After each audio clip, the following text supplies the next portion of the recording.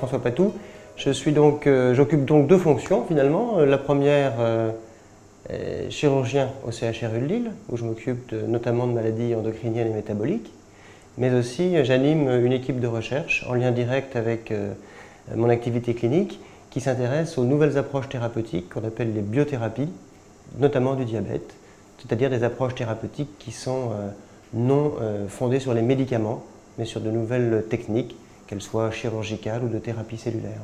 Notre équipe qui s'intitule Biothérapie du diabète est une unité mixte soutenue par l'Université de Lille, le CHRU de Lille et l'INSERM. Elle a été créée il y a un peu plus d'une dizaine d'années maintenant et elle a obtenu le soutien successif de ces trois institutions avec tout récemment l'association aux deux autres laboratoires pour fonder l'Institut Égide. Notre recherche s'articule sur deux axes principaux. Le premier, c'est le traitement du diabète de type 1. Il s'agit du diabète le plus sévère, celui qu'on connaît, car il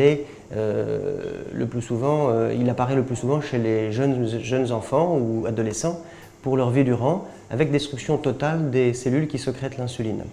L'approche thérapeutique, la biothérapie dans ce cas-là, est la greffe de nouvelles cellules sécrétant l'insuline. On appelle ça la thérapie cellulaire.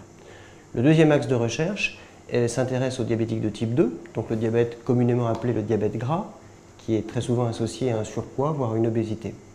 Ces patients sont aujourd'hui traités par les médicaments, bien sûr après l'exercice physique et la diététique, mais chez de nombreuses personnes, ces traitements sont insuffisants et le diabète évolue inexorablement avec ses complications.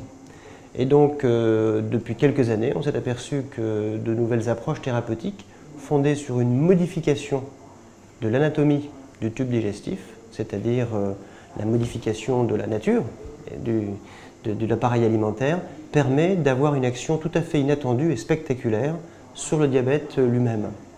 Et donc ça s'appelle en général la chirurgie bariatrique ou la chirurgie métabolique, comme on la nomme de plus en plus. Donc c'est une technique nouvelle dont les effets spectaculaires sont encore mal expliqués et sur laquelle nous travaillons à la fois lors d'essais cliniques, mais aussi au laboratoire dans des modèles expérimentaux. Et ces recherches, nous l'espérons, pourront déboucher d'une part sur l'amélioration de ces nouvelles techniques, mais aussi l'élaboration de nouvelles approches, moins invasives que la chirurgie, et puis à terme aussi sur la compréhension des mécanismes en jeu, et peut-être de nouvelles voies de recherche pour fonder de nouveaux médicaments, par exemple, ou de nouvelles approches qui ne reposeront pas sur les traitements invasifs, qu'ils soient chirurgicaux ou endoscopiques.